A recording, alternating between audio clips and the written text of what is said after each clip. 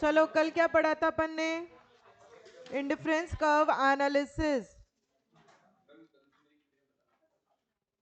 Indifference curve analysis. Indifference curves क्या होते हैं कि हाँ कंज्यूमर इंडिफरेंट है, वो चाहे कोई भी कॉम्बिनेशन कंज्यूम करे, हर कॉम्बिनेशन से जो मिलने वाला सेटिस्फैक्शन होता है वो क्या होता है, उसका इक्वल होता है, बराबर होता है, सेम होता है। कंज्यूमर नहीं समझ पा रहा मुझे कौन सा कॉम्बिनेशन चूज करना चाहिए, इसीलिए उसे क्या बोलते हैं, इंडिफरेंस कर्व एनालिसिस कहते हैं। इसकी कुछ प्रॉपर्टीज करी थी अपन ने। क्या प्रॉपर्टीज थी? फर्स्ट प्रॉपर्टी क्या थी? They are downward sloping curves. क्यों? रीजन क्या होता है? क्योंकि रिसोर्सेज जो होती हैं वो लिमिटेड होती हैं, तो अगर एक का कंजम्पशन बढ़ाना है तो दूसरे को कम करना ही पड़ेगा, मैं दोनों को एक साथ इंक्रीज नहीं कर सकती। नेक्स्ट क्या था? Are the convex to the origin. Reason क्या था? एमआरएस डिमिनिशिंग होता है। एमआरएस क्या होता है? Marginal rate of substitution. किस रेट से अपन y को सैक्रिफाइस करेंगे for the gain of the x? Formula क्या होता है? Delta y by delta x। जब अपन ऑरेंज का कंजम्पशन कम करते हैं तो ऑरेंज की प्रोपेंसिटी टू कंज्यूम इंक्रीज हो जाती है, और जब अपन एप्पल को इंक्रीज करते हैं तो एप्पल की प्रोपेंसिटी टू कंज्यूम कम हो जाती है, इसलिए अपन कम ऑरेंज सैक्रिफाइस करेंगे फॉर द ज्यादा गेन ऑफ दी एप्पल। इसीलिए एमआरएस डिमिनिशिंग होता है। सेकेंड रीजन एमआरएस डिमिनिशिंग क्यों होता था? क्योंकि ये दोनों गुड्स एक दूसरे, एक बार में किसका लो, एक बार में, ठीक है, दोनों गुड्स एक दूसरे के परफेक्ट सब्स्टिट्यूट्स नहीं होते हैं। तो जब परफेक्ट सब्स्टिट्यूट्स नहीं है और मुझे अगर ऑरेंज ज्यादा पसंद है तो मैं कम ऑरेंज सैक्रिफाइस करूंगी for the more gain of the apple. Then अगर दो गुड्स एक दूसरे के परफेक्ट सब्स्टिट्यूट्स होते हैं तो आपका एमआरएस कांस्टेंट और indifference curve linear straight line का होता है। अगर दो गुड्स एक दूसरे के परफेक्ट कॉम्प्लीमेंट्री गुड्स होते हैं तो उस केस में आपका इंडिफरेंस कर्व दो स्ट्रेट लाइन से मिलकर बनता है, एल शेप का आपका इंडिफरेंस कर्व होता है। थर्ड प्रॉपर्टी क्या थी? Higher IC gives the higher level of satisfaction. Next property क्या थी? नेवर इंटरसेक्ट ईच अदर, क्योंकि अगर इंटरसेक्ट करेंगे तो रिजल्ट जो आएगा वो कॉन्ट्राडिक्ट कर जाएगा। नेक्स्ट प्रॉपर्टी क्या थी? नेवर टच ईदर एक्सेस, क्योंकि यहाँ पे ये कंपलसरी होता है कि आपको दो कमोडिटीज को कंज्यूम करना जरूरी है, इसीलिए वो इंटरसेक्ट नहीं कर सकते। यहाँ तक का क्लियर है? सबको समझ में आ गया था? देन अपन ने पढ़ा था इंडिफरेंस कर्व एनालिसिस के अंदर कंज्यूमर अपने इक्विलिब्रियम, कंज्यूमर अपने मैक्सिमम सेटिस्फैक्शन लेवल पे कब पहुंचता है? जब इंडिफरेंस कर्व और बजट लाइन एक दूसरे के टेंजेंट हो, या फिर जब स्लोप ऑफ इंडिफरेंस कर्व किसके बराबर हो? स्लोप ऑफ बजट लाइन के बराबर।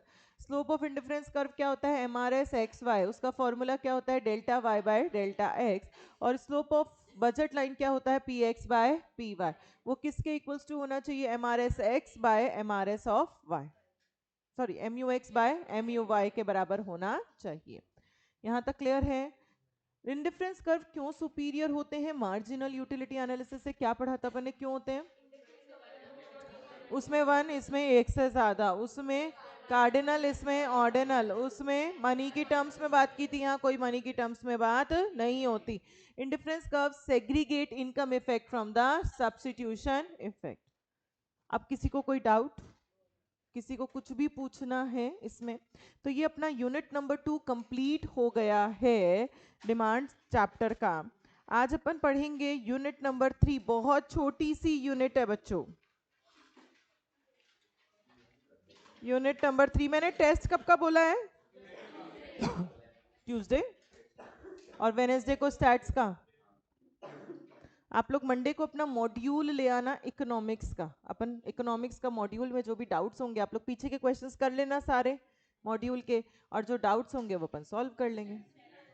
स्टैट्स के भी ले आना, अपनी दोनों क्लासेस होती हैं, दोनों के मॉड्यूल करेंगे अपन, ठीक है। इकोनॉमिक्स का टेस्ट ट्यूसडे को। चैप्टर है demand supply. Demand supply chapter है, मतलब उसमें तीनों यूनिट्स आएंगी, unit 1, unit 2, unit 3। Then Wednesday को टेस्ट है स्टैटिस्टिक्स का, वो है सेंट्रल टेंडेंसी एंड डिस्पर्जन।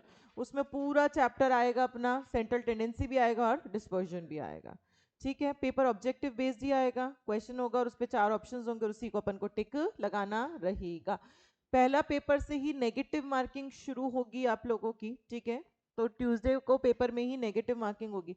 तो नेगेटिव मार्किंग मतलब आप लोग सब जानते हैं कि क्या होता है। तो हमें वही क्वेश्चन अटेम्प्ट करना है जिसमें हम श्योर हों, हमें तुक्के नहीं लगाना है। हम क्वेश्चंस तभी अटेम्प्ट कर पाएंगे और पेपर टाइम पे तभी कंप्लीट कर पाएंगे जब हमें सब कुछ बहुत अच्छे से लर्न होगा। थ्योरी भी, स्टैट्स के लिए बता रही हूँ, थ्योरी भी, फॉर्मूलेज भी, प्रॉपर्टीज भी, जब बहुत कुछ सब कुछ अच्छे से लर्न होगा ना तभी आप लोग क्वेश्चंस कर पाएंगे और पेपर टाइम पे कर पाएंगे, अदरवाइज नहीं कर पाएंगे। ठीक है, चलो आज अपन पढ़ेंगे unit number 3 that is supply. Unit number 3 that is supply. Supply का मतलब क्या होता है? सप्लाई का मतलब कितनी क्वांटिटी प्रोड्यूसर बेचने के लिए तैयार है। देखो, डिमांड में तो हम कंज्यूमर बनकर सोच रहे थे और सप्लाई में हमें क्या सोचना है कि हम कौन है? प्रोड्यूसर। अगर हम हमारे दिमाग में ये सेट कर लेंगे हम प्रोड्यूसर हैं तो ये पूरी यूनिट आपको बहुत अच्छे से समझ में आ जाएगी। तो प्रोड्यूसर प्रोड्यूसर क्या सोचता है कि कितनी क्वांटिटी प्रोड्यूसर सप्लाई करेगा, कितनी क्वांटिटी प्रोड्यूसर सेल करेगा, उसे क्या कहते हैं? सप्लाई कहते हैं। उस प्राइस पे प्रोड्यूसर कितनी क्वांटिटी बेचने के लिए तैयार है, विलिंगनेस टू सेल, कितनी क्वांटिटी बेचने के लिए तैयार है, उसे क्या कहते हैं? सप्लाई कहते हैं। फॉर एग्जाम्पल, मेरे पास स्टॉक पड़ा है, मेरे पास स्टॉक पड़ा है किसी जैसे शर्ट पड़े हैं, सपोज शर्ट की मेरे पास 2000 यूनिट्स पड़ी हैं, ठीक है, 2000 शर्ट्स पड़े हैं स्टॉक में, जिसमें से मेरे सेल कितने हो गए? सेल मेरे 200 शर्ट जो हैं वो सेल हो गए। अब सप्लाई किसे कहोगे? स्टॉक और सेल सेम होते हैं क्या? स्टॉक और सेल सेम होती हैं, अलग अलग होती हैं? अलग अलग। सेल मतलब वो बिक चुका है, स्टॉक मतलब उतना मेरे पास पड़ा है। सप्लाई किसे कहोगे? स्टॉक को या सेल को या दोनों को? 2000 को या 200 को? 200 को कभी सप्लाई नहीं कहते, सप्लाई 2000 को कहते हैं। 200 तो बिका है ना, वो बेचने के लिए कितना तैयार है? 2000 वो बेचने के लिए तैयार है, जितना उसके पास स्टॉक में पड़ा है सामान, उस प्राइस पे वो उतना सामान बेचने के लिए तैयार है। तो जितना वो बेचने के लिए तैयार होता है उस चीज को सप्लाई कहते हैं, ना कि जितना वो एक्चुअली बेच चुका है उसे सप्लाई नहीं कहते। तो यहाँ सप्लाई किसे कहोगे? 2000 को सप्लाई कहोगे, ना कि 200 को सप्लाई कहोगे। क्लियर है? सप्लाई समझ में आ गया? जैसे डिमांड आपका एक फ्लो कंसेप्ट था, वैसे सप्लाई भी एक फ्लो कंसेप्ट होता है। फ्लो का मतलब क्या होता है? जो पीरियड ऑफ टाइम पे कैलकुलेट की जाती है। पीरियड ऑफ टाइम का मतलब आप कैसे कैलकुलेट करोगे? पर डे, पर week, per year, per month, इस तरीके से जो चीज़ें आप कैलकुलेट करते हो उसे क्या कहते हैं? फ्लो कंसेप्ट कहते हैं। तो डिमांड भी अपना फ्लो कंसेप्ट था और सप्लाई भी अपना क्या होता है? फ्लो कंसेप्ट हो जाता है। सप्लाई मतलब उस पर्टिकुलर प्राइस पे एक प्रोड्यूसर कितना सामान बेचने की इच्छा रखता है, कितना सामान बेचने के लिए तैयार है, उसे क्या कह देते हैं? सप्लाई कह देते हैं। देन अपन पढ़ेंगे determinants, determinants of supply. Supply के कौन से डिटर्मिनेंट्स होते हैं? ऐसे कौन से फैक्टर्स हैं जिसकी वजह से प्रोड्यूसर अपनी सप्लाई को चेंज कर देता है? पहला फैक्टर आपका own price of the commodity, उस कमोडिटी की खुद की प्राइस। जनरली प्राइस ज़्यादा होती है तो प्रोड्यूसर चाहता है मैं ज़्यादा बेचूं ताकि मुझे प्रॉफिट ज़्यादा मिले, और प्राइस कम होती है तो प्रोड्यूसर चाहता है मैं सामान भी कम बेचूं क्योंकि अगर प्राइस कम है तो मेरा प्रॉफिट भी क्या हो जाएगा? कम हो जाएगा। तो यहाँ पे प्राइस ज़्यादा तो सप्लाई ज़्यादा और प्राइस कम तो सप्लाई कम। इन दोनों में कैसा रिलेशनशिप हो गया बच्चों? पॉजिटिव, या फिर इसे क्या कह सकते हैं? डायरेक्ट रिलेशनशिप हो गया। देन सेकेंड जो डिटर्मिनेंट है that is price of related goods. अब ये रिलेटेड गुड्स कौन से होते हैं? रिलेटेड गुड्स आपके दो तरीके के होते हैं, एक होता है आपका सब्स्टिट्यूट गुड और एक होता है आपका कॉम्प्लीमेंट्री गुड। सब्स्टिट्यूट कौन सा होता है? जो in place of each other काम में लिया जा सकता है, for example tea and coffee. और कॉम्प्लीमेंट्री कौन सा होता है? जो एक साथ डिमांड किया जाता है, for example car and petrol, जो एक दूसरे की डिमांड को कंप्लीट करते हैं, उसे क्या कहते हैं? कॉम्प्लीमेंट्री कह देते हैं। बच्चों, जो डिमांड में रिलेशनशिप होता था ना, यहाँ पे जस्ट उल्टा रिलेशनशिप होता है रिलेटेड गुड्स में। देखो, यहाँ मैं डिमांड का लिखूंगी तो यहाँ अपन सप्लाई का रिलेशनशिप लिख देंगे। डिमांड के केस में सब्स्टिट्यूट गुड्स में कैसा रिलेशनशिप होता था, पॉजिटिव या फिर डायरेक्ट रिलेशनशिप होता था कि अगर एक की प्राइस बढ़ती थी तो दूसरे की डिमांड बढ़ जाती थी, एक की प्राइस कम तो दूसरे की डिमांड भी कम हो जाती थी। यहाँ पे सब्स्टिट्यूट्स में, सप्लाई के अंदर सब्स्टिट्यूट्स में कैसा रिलेशनशिप होता है, नेगेटिव रिलेशनशिप होता है। नेगेटिव मतलब अभी अपन सीखेंगे कैसे, टी एंड कॉफ़ी, अगर टी की प्राइस बढ़ेगी तो कॉफ़ी की डिमांड कम हो जाएगी और टी की प्राइस कम होगी तो कॉफ़ी की डिमांड बढ़ जाएगी। उन दोनों में कैसा रिलेशनशिप हो गया, नेगेटिव या फिर इनवर्स। ऐसा क्यों होता है, ऐसा क्यों होता है, यहाँ पे उन दोनों के बीच में नेगेटिव रिलेशनशिप क्यों होता है, सॉरी सप्लाई, डिमांड नहीं सप्लाई, सप्लाई कम यहाँ सप्लाई ज़्यादा। देखो अगर टी की प्राइस बढ़ेगी, सपोज पहले आपकी चाय भी 5 रुपए की आती थी और कॉफ़ी भी 5 रुपए की आती थी, चाय वाले ने अपनी चाय की प्राइस कितने की कर दी, 7 रुपीज़ की।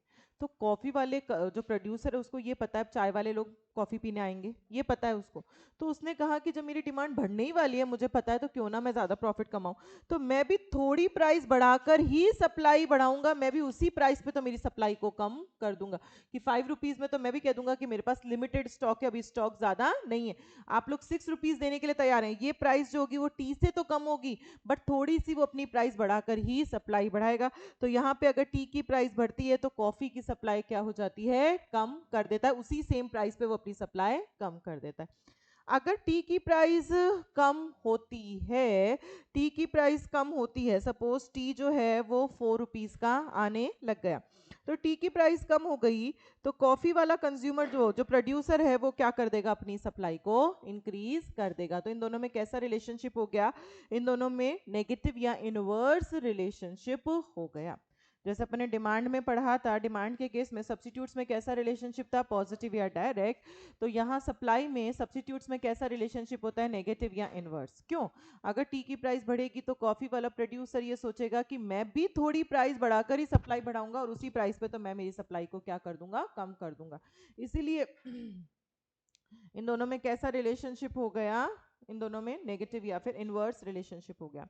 अगर अपन बात करें कॉम्प्लीमेंट्री गुड्स, कॉम्प्लीमेंट्री गुड्स कौन से हैं, जो एक साथ डिमांड किए जाते हैं, for example pen and ink, जो एक दूसरे की डिमांड को कंप्लीट करते थे। कॉम्प्लीमेंट्री गुड्स में कैसा रिलेशनशिप होता था बच्चों, नेगेटिव या इनवर्स। अगर पेन की प्राइस बढ़ती थी तो इंक की डिमांड कम और पेन की प्राइस कम तो इंक की डिमांड ज्यादा। यहाँ कॉम्प्लीमेंट्री में सप्लाई के अंदर कॉम्प्लीमेंट्री में कैसा रिलेशनशिप होगा बच्चों, पॉजिटिव या फिर इसे क्या कह सकते हैं, डायरेक्ट रिलेशनशिप होगा। फॉर एग्जाम्पल अगर पेन की प्राइस बढ़ेगी तो इंक की सप्लाई बढ़ जाएगी और पेन की प्राइस कम होगी तो इंक की सप्लाई भी कम हो जाएगी। कैसे, सीखते हैं। अगर पेन की प्राइस बढ़ेगी तो पेन वाला प्रोड्यूसर ज्यादा पेन बेचने की कोशिश करेगा, तभी तो उसको प्रॉफिट ज्यादा होगा। अगर वो ज्यादा पेन बेचता है तो वो ज्यादा इंक खरीदेगा और ज्यादा इंक खरीदेगा तो इंक की सप्लाई भी बढ़ जाएगी। तो अगर पेन की प्राइस बढ़ती है तो इंक की सप्लाई बढ़ जाती है, ठीक है। अगर पेन की प्राइस कम होती है तो पेन वाला प्रोड्यूसर कम पेन बेचेगा क्योंकि उसको प्रॉफिट कम मिलेगा, वो कम पेन बेचेगा तो उसको इंक भी कम चाहिए, इंक कम चाहिए तो इनकी सप्लाई भी क्या हो गई, कम हो गई। तो जो डिमांड में रिलेशनशिप होता था सप्लाई में उसका जस्ट उल्टा रिलेशनशिप होता है। डिमांड में ओन प्राइस में कैसा रिलेशनशिप था, नेगेटिव या इनवर्स। सप्लाई में ओन प्राइस में कैसा रिलेशनशिप है, पॉजिटिव या फिर डायरेक्ट रिलेशनशिप। डिमांड में सब्स्टिट्यूट्स में कैसा रिलेशनशिप था, पॉजिटिव या डायरेक्ट। सप्लाई में सब्स्टिट्यूट्स में कैसा रिलेशनशिप है, नेगेटिव या इनवर्स। डिमांड में कॉम्प्लीमेंट्री में कैसा रिलेशनशिप था, नेगेटिव या इनवर्स। सप्लाई में कॉम्प्लीमेंट्री में कैसा रिलेशनशिप है, पॉजिटिव या फिर डायरेक्ट रिलेशनशिप है। दो फैक्टर समझ में आए।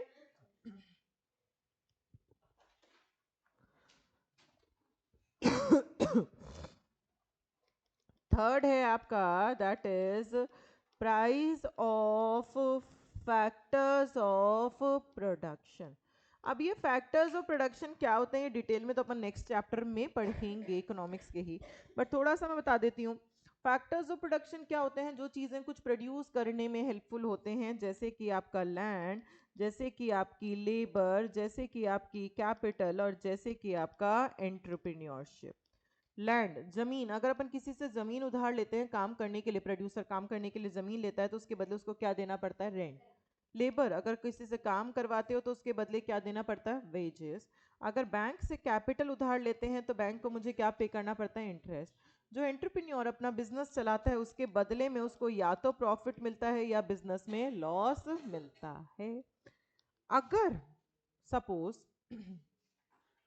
एक पेन है, उसकी पहले कॉस्ट आ रही थी 10 रुपए की, और मैं वो पेन कितने में बेच रही थी, 15 रुपीज में मैं वो पेन को सेल आउट कर रही थी। कॉस्ट और प्राइस सेम होती है कि बच्चों, नहीं।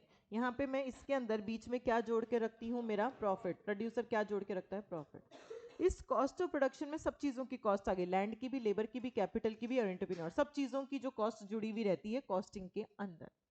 अगर price of factors of production increase हो गया, मतलब या तो रेंट ज्यादा लग रहा है या लेबर ने वेजेस ज्यादा मांग ली या बैंक में मुझे इंटरेस्ट ज्यादा पे करना पड़ रहा है, तो सपोज मेरी जो कॉस्टिंग आ रही है वो 14 रुपीज की आने लग गई। अब वही पेन मेरे को कितने का पड़ने लग गया, 14 का। जो पेन पहले 10 का पड़ रहा था, क्यों, क्योंकि जो रॉ मटेरियल ले रही हूँ, लेबर ले रही हूँ, वेजेस जो भी मेरे को वेजेस देने पड़ रहे हैं वो सब मेरा महंगा पड़ रहा है। तो अब बच्चों आप इसी प्राइस पे 15 रुपए पे ही सप्लाई ज्यादा करोगे या कम, प्रोड्यूसर सप्लाई कम कर देगा। तो price of factors of production बढ़ता है तो प्रोड्यूसर अपनी सप्लाई कम कर देता है, क्यों, क्योंकि उसकी कॉस्टिंग बढ़ गई। तो कॉस्टिंग बढ़ गई तो वो प्राइस बढ़ाकर ही सप्लाई बढ़ाएगा, वो उसी प्राइस पे सप्लाई को इंक्रीज नहीं करेगा। आ रहा है समझ में। अगर सपोज ये सस्ता हो गया, लैंड भी सस्ती हो गई, लेबर ने वेजेस भी कम कर दी, बैंक ने रेट ऑफ इंटरेस्ट कम कर दिया, जो पहले कॉस्टिंग आ रही थी मेरी इन सब चीजों की प्राइस कम हो गई, तो कॉस्टिंग 10 की जगह 8 ही रुपए में आने लग गई। अभी भी मेरी पेन की प्राइस कितनी है, 15 रुपए। अब इस 15 रुपए में आप पेन ज्यादा बेचोगे या कम, ज्यादा। क्यों, क्योंकि अब इसी 15 में मुझे प्रॉफिट ज्यादा मिल रहा है।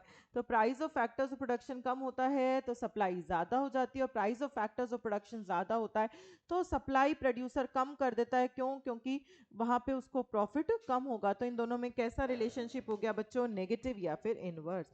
तो फैक्टर्स ऑफ प्रोडक्शन की प्राइस बढ़ती है तो सप्लाई कम हो जाती है, फैक्टर्स ऑफ प्रोडक्शन की प्राइस कम होती है तो सप्लाई ज्यादा हो जाती है। तो इन दोनों में कैसा रिलेशनशिप हो गया बच्चों, नेगेटिव या फिर इनवर्स रिलेशनशिप हो गया। आया समझ में, क्लियर है। देन नेक्स्ट जो डिटर्मिनेंट है अपना सप्लाई का, that is state of technology. State of technology, अगर आप लेटेस्ट टेक्नोलॉजी पे काम करते हैं, मतलब लेटेस्ट मशीनरी पे काम करती हूँ, तो लेटेस्ट मशीनरी पे मेरी जो कॉस्ट पर यूनिट आ रही है वो कम आएगी, कॉस्ट पर यूनिट कम आएगी तो मैं सप्लाई ज्यादा कर दूंगी। और अगर मेरी टेक्नोलॉजी जो है वो आउटडेटेड है, तो आउटडेटेड है तो मतलब मेरी कॉस्ट पर यूनिट ज्यादा आ रही है तो मैं सप्लाई क्या कर दूंगी, कम कर दूंगी। तो अगर मेरी टेक्नोलॉजी लेटेस्ट तो सप्लाई ज्यादा, और टेक्नोलॉजी आउटडेटेड तो सप्लाई कम। टेक्नोलॉजी का मतलब यहाँ पे मशीनरी की बात कर रहे हैं कि आपकी मशीनरी लेटेस्ट है या मशीनरी बहुत पुरानी मशीन है। यहाँ पे नेक्स्ट है आपका इसके अंदर, that is government policy. Government या तो टैक्स लगाती है या सरकार क्या देती है अपन को, सब्सिडी देती है। अगर अगर टैक्स, किसी प्रोडक्ट पे टैक्स ज्यादा लग रहा है तो प्रोड्यूसर उस प्रोडक्ट की सप्लाई ज्यादा करेगा या कम, कम। और अगर टैक्स कम लग रहा है तो सप्लाई ज्यादा। तो इन दोनों में कैसा रिलेशनशिप हो गया, नेगेटिव या फिर इसे क्या कह सकते हैं, इनवर्स रिलेशनशिप हो गया। सब्सिडी, अगर सरकार सब्सिडी ज्यादा देती है तो आप सप्लाई भी ज्यादा करोगे, प्रोड्यूसर अगर सरकार सब्सिडी कम देती है तो आप सप्लाई भी कम कर दोगे। तो इन दोनों में कैसा रिलेशनशिप हो गया बच्चों, पॉजिटिव या फिर इसे क्या कह सकते हैं, डायरेक्ट रिलेशनशिप हो गया। तो अगर गवर्नमेंट टैक्स लगाती है तो सप्लाई कम, और सब्सिडी देती है तो सप्लाई ज्यादा। तो टैक्स और सब्सिडी, टैक्स में नेगेटिव इनवर्स रिलेशनशिप होता है और सब्सिडी में पॉजिटिव या फिर डायरेक्ट रिलेशनशिप हो जाता है। समझ में आ रहा है यहाँ तक। देन नेक्स्ट है goal of the firm. Next determinant है मेरा, that is goal of the firm. मेरी ऑर्गेनाइजेशन का एम क्या है, गोल क्या है। देखो कोई कोई ऑर्गेनाइजेशन ऐसी होती है जिनका एम होता है कि मेरा प्रॉफिट मैक्सिमाइजेशन होना चाहिए, और कई ऑर्गेनाइजेशंस ऐसी होती हैं जिनका एम होता है मेरी सेल्स मैक्सिमाइज होनी चाहिए। प्रॉफिट तो बाद में कमा लेंगे, पहले सामान बिकना जरूरी होता है। तो जब आपका एम सामान बिकने का होता है, सेल्स मैक्सिमाइजेशन का होता है, तो वहां आप कम प्राइस पे भी ज्यादा सप्लाई कर देते हो। वहाँ अगर प्राइस कम है तो भी मैं सप्लाई कर दूंगी, क्यों? क्योंकि अभी मेरा एम क्या है, सामान बेचना है। पर अगर मेरा एम है कि मुझे प्रॉफिट ही कमाना है तो वहाँ पे प्राइस ज़्यादा होगी, तभी सप्लाई ज़्यादा करूंगी, अदरवाइज मैं सप्लाई ज़्यादा नहीं करूंगी। तो आपका एम क्या है, आपका गोल क्या है? आपका गोल प्रॉफिट मैक्सिमाइजेशन का है या आपका गोल सेल्स मैक्सिमाइजेशन का है? अगर आपका एम प्रॉफिट मैक्सिमाइजेशन का है तो प्राइस ज़्यादा होगी, तभी आप सप्लाई बढ़ाएंगे, अदरवाइज आप सप्लाई नहीं बढ़ाएंगे। और अगर मेरा एम सेल्स मैक्सिमाइजेशन का है तो कम प्राइस पे भी मैं सप्लाई को इंक्रीज कर दूंगी। ठीक है। देन नेक्स्ट डिटर्मिनेंट है that is nature of competition and size of industry. Next determinant है आपका that is nature of competition and size of industry. Nature of competition बच्चों देखो, एक तो होता है आपका परफेक्ट कॉम्पिटिटिव मार्केट और एक होता है आपका मोनोपोली मार्केट। परफेक्ट कॉम्पिटिटर में बेचने वाले लोग खूब सारे, जब ज्यादा लोग बेचने वाले हैं तो वहां प्रोडक्ट की सप्लाई भी क्या हो जाएगी, ज्यादा। मोनोपोली में बेचने वाला एक ही जना होता है तो वहां सप्लाई भी क्या होगी, कम होगी। तो परफेक्ट कंपटीशन में सप्लाई ज्यादा एज कंपेयर टू मोनोपोली, क्यों? क्योंकि मोनोपोली में बेचने वाला एक ही जना होता है। देन अगर अपन साइज ऑफ इंडस्ट्री की बात करें तो अगर इंडस्ट्री का साइज लार्ज, लार्ज का मतलब यहाँ पे नंबर ऑफ सेलर्स ज्यादा हैं, नंबर ऑफ सेलर्स ज्यादा हैं तो बच्चों सप्लाई भी क्या हो जाएगी, ज्यादा। और अगर इंडस्ट्री का साइज स्मॉल है, स्मॉल मतलब बेचने वाले कम ही लोग हैं, तो बेचने वाले कम लोग हैं तो सप्लाई भी क्या हो जाएगी आपकी, कम हो जाएगी। तो अगर इंडस्ट्री का साइज बड़ा तो सप्लाई ज्यादा और इंडस्ट्री का साइज छोटा तो सप्लाई भी कम। तो ये सारे आपके डिटर्मिनेंट्स होते हैं, ये सारे फैक्टर्स होते हैं जिसकी वजह से सप्लाई को फर्क पड़ता है। अपन दोबारा से रिवाइज करते हैं, गो थ्रू करते हैं कौन से डिटर्मिनेंट्स पढ़ लिए। पहला आपने कौन सा पढ़ा, own price of the commodity, उस कमोडिटी की खुद की प्राइस। खुद की प्राइस में कैसा रिलेशनशिप है, अगर प्राइस ज़्यादा तो सप्लाई ज़्यादा, प्राइस कम तो सप्लाई कम, उन दोनों में कैसा रिलेशनशिप हो गया, पॉजिटिव, या फिर इसे क्या कहते हैं, डायरेक्ट। क्यों? क्योंकि यहाँ प्रोड्यूसर का एम क्या होता है, मेरे को प्रॉफिट ज़्यादा से ज़्यादा कमाना है, इसलिए वो ज़्यादा प्राइस पे ज़्यादा सप्लाई करने की इच्छा रखता है। नेक्स्ट क्या है आपका, that is price of related goods. अब रिलेटेड गुड्स भी मेरे दो तरीके के होते हैं, एक होता है मेरा सब्स्टिट्यूट गुड और एक होता है मेरा complementary good. Substitute for example tea and coffee, यहाँ पे अगर टी की प्राइस बढ़ेगी तो कॉफ़ी की सप्लाई कम हो जाएगी और टी की प्राइस कम होगी तो कॉफ़ी की सप्लाई बढ़ जाएगी। इन दोनों में कैसा रिलेशनशिप हो गया, नेगेटिव या फिर इनवर्स रिलेशनशिप हो गया। अगर कॉम्प्लीमेंट्री की बात करो, for example car and petrol, अगर कार की प्राइस ज़्यादा तो पेट्रोल की सप्लाई ज़्यादा, कार की प्राइस कम तो पेट्रोल की सप्लाई कम। तो इन दोनों में कैसा रिलेशनशिप हो गया बच्चों, पॉजिटिव या फिर डायरेक्ट रिलेशनशिप हो गया। जो डिमांड में था उससे जस्ट उल्टा रिलेशनशिप होता है यहाँ पे। देन नेक्स्ट अपन ने जो डिटर्मिनेंट पढ़ा है that is price of factors of production. Price of factors of production, price of factors of production. यहाँ पे अगर फैक्टर्स ऑफ प्रोडक्शन की प्राइस कम तो सप्लाई ज़्यादा, price of factors of production ज़्यादा तो सप्लाई कम। तो इन दोनों में कैसा रिलेशनशिप होता है बच्चों, नेगेटिव या फिर इसे क्या बोल सकते हैं, इनवर्स रिलेशनशिप होता है। देन नेक्स्ट डिटर्मिनेंट कौन सा पढ़ा था अपन ने, that is state of technology. अगर अपन लेटेस्ट टेक्नोलॉजी पे काम करते हैं तो सप्लाई ज़्यादा, और अगर मेरी टेक्नोलॉजी आउटडेटेड है तो मेरी सप्लाई क्या हो जाएगी, कम हो जाएगी। देन नेक्स्ट क्या था बच्चों, गवर्नमेंट पॉलिसी। अगर सरकार टैक्स लगाती है तो सप्लाई कम, और अगर सरकार सब्सिडी देती है तो सप्लाई ज़्यादा। नेक्स्ट डिटर्मिनेंट क्या था, next goal of the firm, उस फर्म का गोल क्या है।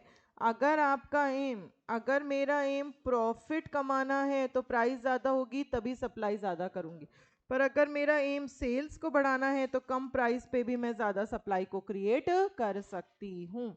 देन नेक्स्ट डिटर्मिनेंट क्या है? Nature of competition and size of the industry.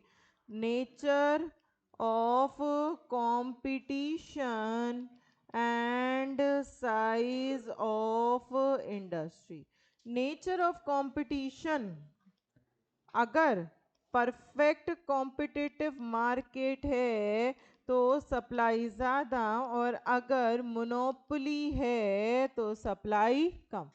अगर इंडस्ट्री का साइज लार्ज है तो सप्लाई ज़्यादा, और इंडस्ट्री का साइज स्मॉल है तो सप्लाई कम हो जाएगी, क्योंकि लार्ज में बेचने वाले लोग खूब सारे होंगे तो सप्लाई भी ज़्यादा, और स्मॉल में बेचने वाले लोग कम होंगे तो सप्लाई भी क्या हो जाएगी? आपकी कम हो जाएगी।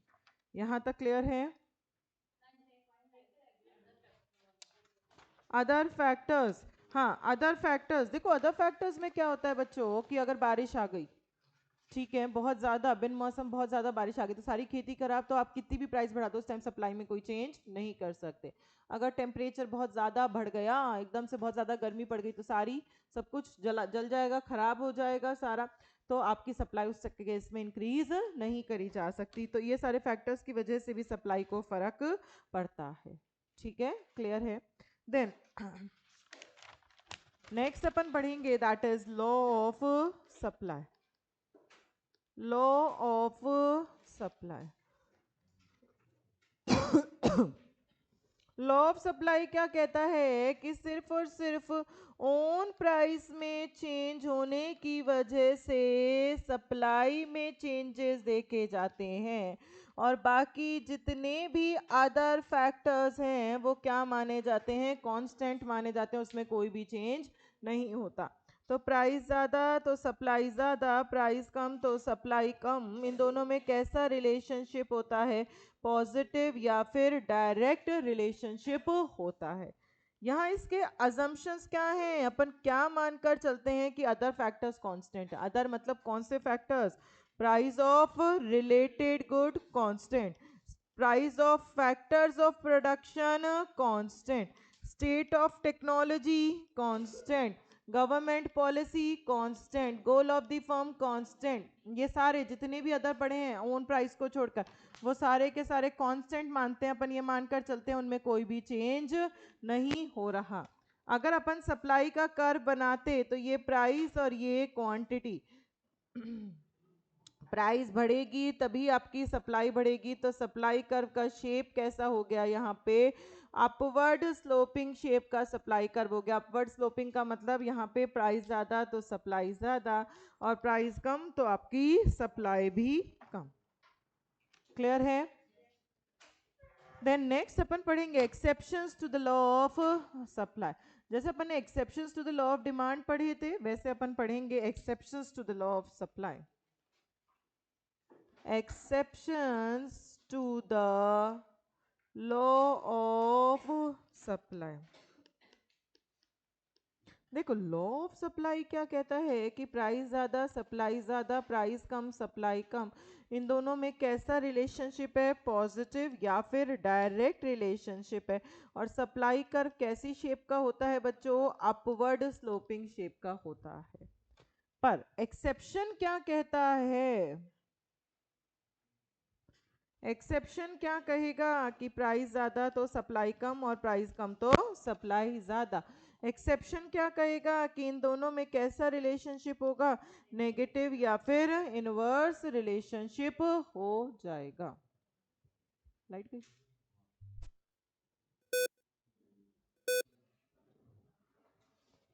ये बंद करो प्रोजेक्टर। चलो अपन वैसे ही पढ़ लेते हैं।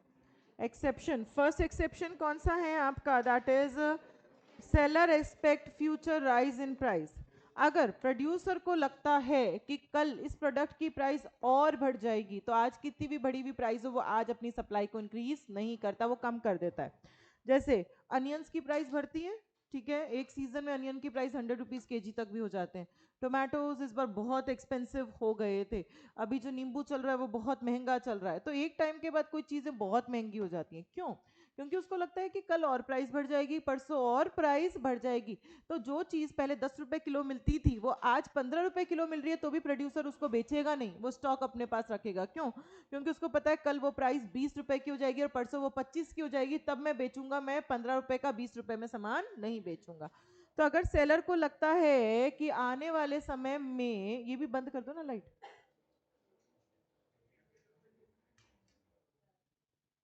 अगर सेलर को लगता है कि आने वाले समय में उस प्रोडक्ट की प्राइस और बढ़ जाएगी, तो आज कितनी भी बढ़ी हुई प्राइस हो वो आज अपनी सप्लाई को इंक्रीज नहीं करता, वो अपनी सप्लाई को कम कर देता है।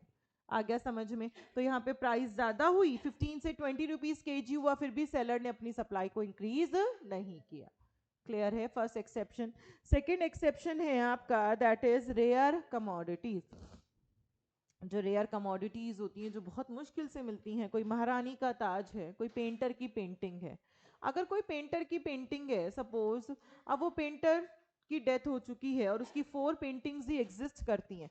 अब एक पेंटिंग पहले अगर 10,000 की मिल रही थी, अब वो पेंटिंग अगर 1 लाख की भी मिल रही है तो भी अपन उसकी सप्लाई को और नहीं बढ़ा सकते, क्योंकि वो पेंटर की तो डेथ हो चुकी। तो अपने पास अगर 4 पेंटिंग्स हैं तो 4 ही रहेंगी, चाहे आप उसकी कितनी भी प्राइस क्यों ना बढ़ा दो।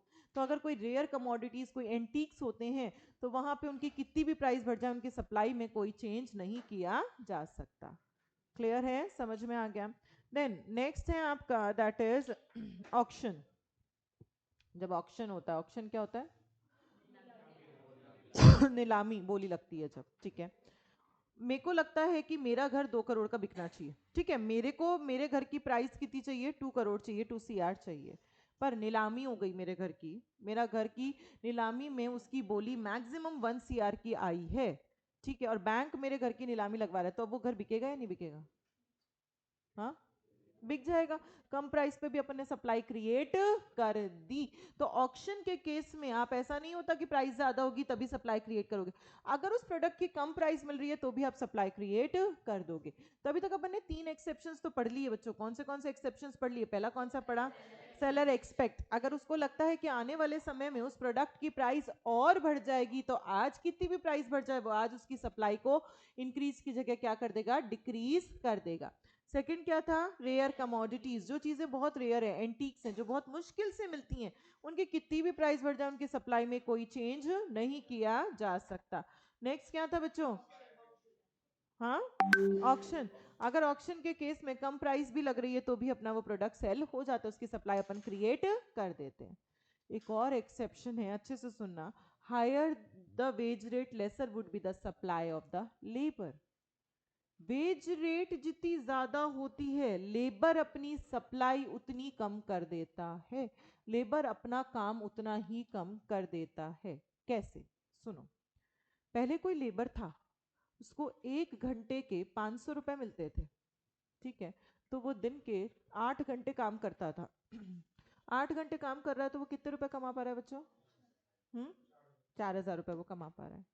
अब उसको घंटे के, मैंने कहा चलो रुपए बढ़ा देते हैं, 500 रुपए बढ़ा दिए।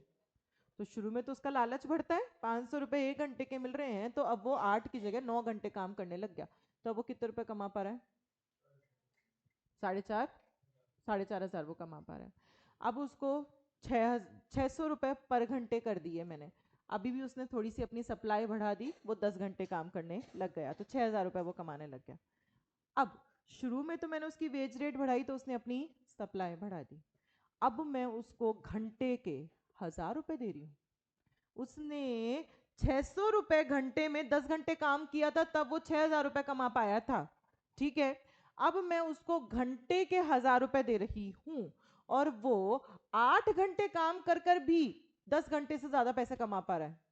अगर मैं घंटे के 1,000 रुपए देती हूँ तो 8 घंटे काम करेगा तो 8,000 रुपए कमा रहा है, और मैं घंटे के 600 रुपए दे रही थी और वो 10 घंटे काम कर रहा था, तभी वो कितने 6,000 रुपए ही कमा पा रहा था। तो उसने कहा मैं क्यों 10 घंटे काम करूं, मैं कम घंटे काम कर कर भी पहले से ज्यादा जब रुपए कमा पा रही हूं, तो फिर मैंने 8 ही घंटे काम किया। 1,000 रुपए वेज रेट हुई, वेज रेट बढ़ी और उसने अपनी सप्लाई को कम कर दिया। अब मैं उसको हर घंटे के 2,000 रुपए देने लग गई। 2,000 रुपए देने लग गई तो वो 5 घंटे या वो 6 घंटे में भी वो पहले से ज्यादा रुपए कमा पा रहा है। पहले वो 8 घंटे काम कर कर 8,000 रुपए कमा रहा था, अब वो 6 घंटे काम कर कर भी वो 12,000 रुपए कमा पा रहा है। तो उसकी वेज रेट जैसे जैसे बढ़ रही है, शुरू शुरू में तो वेज रेट जब बढ़ती है, शुरू में वो अपनी सप्लाई भी बढ़ाता है लेबर, पर एक पॉइंट पे पहुंचने के बाद अगर उसकी वेज रेट और बढ़नी शुरू हो जाती है तो वो धीरे धीरे अपनी सप्लाई को कम करना शुरू कर देता है। क्यों? क्योंकि वो कम सप्लाई में कम मेहनत के अंदर भी वो पहले से ज्यादा पैसे कमा पा रहा है। अगर अब मैं दिन उसको घंटे के 5,000 रुपए देने लग गई, वो बहुत सुपर हाई पोस्ट पे चला गया, सीईओ बन गया किसी ऑर्गेनाइजेशन का, इतना टैलेंट है कि वो 2 मिनट में कुछ भी काम कर सकता है, तो मैं घंटे के उसको 5,000 रुपए देने लग गई, तो वो 5 घंटे काम कर कर भी 25,000 रुपए कमा लेगा, जो वो पहले 8 घंटे काम कर कर भी 6 घंटे काम कर कर भी उतने रुपए नहीं कमा पा रहा था।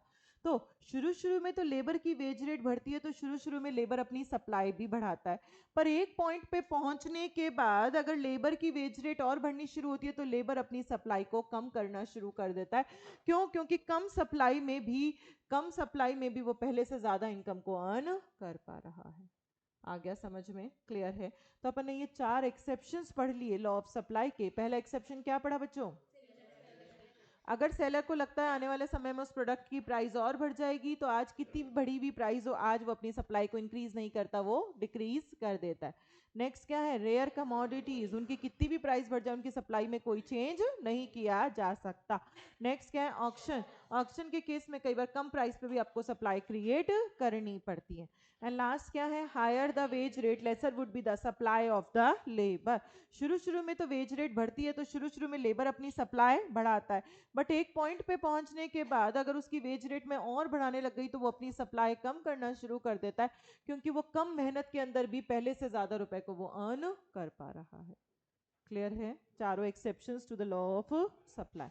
देन नेक्स्ट टॉपिक अपन पढ़ेंगे, that is movements along a supply curve.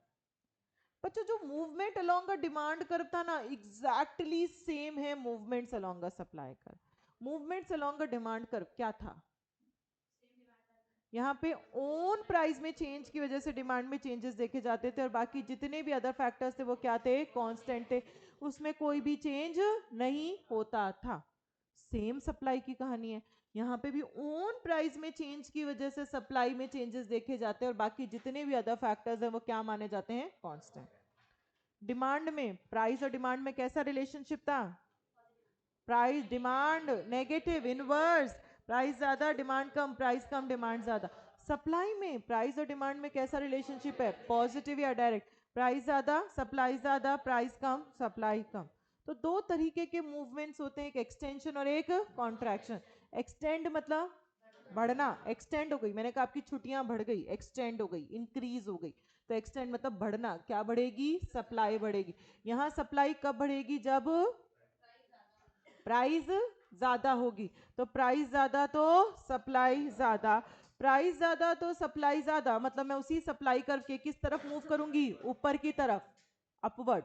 Upward देखो, सप्लाई कर्व अपवर्ड डायरेक्शन का था, तो प्राइस ज्यादा तभी सप्लाई ज्यादा हो रही है, तो मैं उसी सप्लाई कर्व के जब ऊपर की तरफ जाऊंगी तो वो क्या हो जाएगा? एक्सटेंशन। देन कॉन्ट्रैक्शन का मतलब क्या होता है? कम होना। क्या कम होगी आपकी? सप्लाई कम होगी। सप्लाई कम कब होगी? जब प्राइस कम हो जाएगी। तो आप जब उसी सप्लाई कर्व के डाउनवर्ड डायरेक्शन में मूव करेंगे तो आपका क्या हो जाएगा? कॉन्ट्रैक्शन हो जाएगा। तो movements along a supply curve क्या है बच्चों? Movements along a supply curve सिर्फ और सिर्फ ऑन प्राइस में चेंज की वजह से सप्लाई में चेंजेस देखे जाते हैं, और बाकी जितने भी मेरे अदर फैक्टर्स हैं वो क्या माने जाते हैं? कांस्टेंट माने जाते हैं। तो सिर्फ और सिर्फ ऑन प्राइस में चेंज की वजह से सप्लाई में चेंजेस देखे जाते हैं, और बाकी जितने भी अदर फैक्टर्स हैं वो क्या माने जाते हैं? कांस्टेंट माने जाते हैं। दो तरीके के मूवमेंट से कौन से? Extension and contraction. एक्सटेंशन में क्या होता है? बढ़ना। क्या बढ़ेगी? सप्लाई। कब बढ़ेगी? जब प्राइस बढ़ेगी। कॉन्ट्रैक्ट मतलब कम होना। क्या कम होगी? सप्लाई। कब कम होगी? जब प्राइस कम होगी। तो यहाँ पे ये प्राइस बढ़ी तभी आपकी सप्लाई बढ़ी। तो अगर अपन इसी सप्लाई कर्व के अपवर्ड डायरेक्शन में जाते हैं, ऊपर की तरफ जाते हो, तो क्या हो जाता है? एक्सटेंशन। कॉन्ट्रैक्शन में क्या होता है आपका, प्राइस कम तो सप्लाई भी कम। तो अगर अपन इसी सप्लाई कर्व के डाउनवर्ड डायरेक्शन में जाते हैं तो क्या हो जाता है, अपना कॉन्ट्रैक्शन हो जाता है। क्लियर है, सेम है एकदम डिमांड जैसा। देन डिमांड जैसा सही अपन ने एक और पढ़ेंगे topic, that is shifts in supply curve. Shift in demand curve क्या थे बच्चों, अदर फैक्टर्स में चेंज होने की वजह से वहां डिमांड में चेंजेस देखे जाते थे और अदर ओन प्राइस क्या रहती थी, कांस्टेंट। तो shift in supply curve, supply curve में शिफ्टिंग सेम है यहाँ पे भी ओन प्राइस तो क्या रहती है मेरी, कांस्टेंट, उसमें तो कोई भी चेंज नहीं होगा। अदर फैक्टर्स में चेंज होने की वजह से यहाँ पे आपके सप्लाई में क्या देखे जाते हैं, चेंजेस देखे जाते हैं। दो तरीके की शिफ्टिंग होती है, एक होती है इंक्रीज इन सप्लाई और एक होती है आपकी डिक्रीज इन सप्लाई। एग्जाम्पल से सीखते हैं।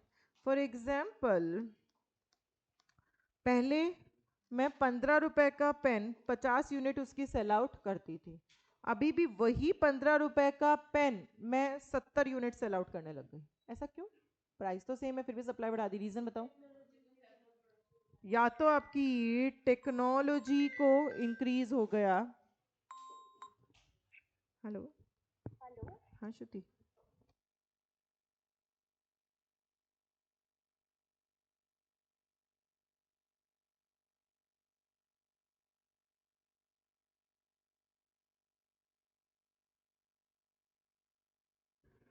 टेक्नोलॉजी, या तो टेक्नोलॉजी इंप्रूव हो गई या फिर price of factors of production कम हो गया।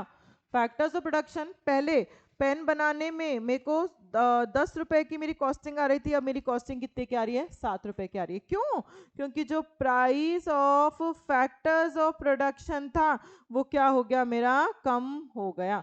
तो फैक्टर्स ऑफ प्रोडक्शन की प्राइस कम हो गई तो मेरी सप्लाई बढ़ गई, तो उसी प्राइस पे मैंने क्या कर दिया, ज्यादा सप्लाई करना शुरू कर दिया। डिक्रीज इन सप्लाई, इसी का वाइसी वर्सा एग्जाम्पल ले लो। पहले 10 रुपए, पहले 15 रुपए के आप 70 पेन बेच रहे थे, अब इसी 15 में आप 50 पेन बेच रहे हो। क्यों, पहले वो कॉस्टिंग 7 रुपए की आ रही थी, अब उसकी कॉस्टिंग कितने की आ रही है, 10 रुपए की आ रही है। तो price of factors of production बढ़ गया यहाँ पे, तो मेरी कॉस्ट ज्यादा हो गई, कॉस्ट ज्यादा हो गई तो मैंने सप्लाई कम कर दी। तो यहाँ ओन प्राइस तो उतनी की उतनी है, बट अदर फैक्टर्स में चेंज होने की वजह से आपकी सप्लाई में क्या आ गए, चेंजेस आ गए। अगर अपन डायग्राम देखें तो मैं इंक्रीज इन सप्लाई का डायग्राम बना रही हूँ। इंक्रीज इन सप्लाई, तो पहले 15 में आप कितना यूनिट को सप्लाई करते थे, 50 यूनिट्स को सप्लाई करते थे, ये आपका सप्लाई कर्व। अब इसी 15 में मैं कितना सप्लाई कर रही हूँ, 70, तो ये सप्लाई कर्व मेरा कहाँ शिफ्ट हो गया, राइट वर्ड, या फिर इसे क्या कह सकते हैं, फॉरवर्ड शिफ्ट हो गया। अगर अपन बात करें डिक्रीज इन सप्लाई की,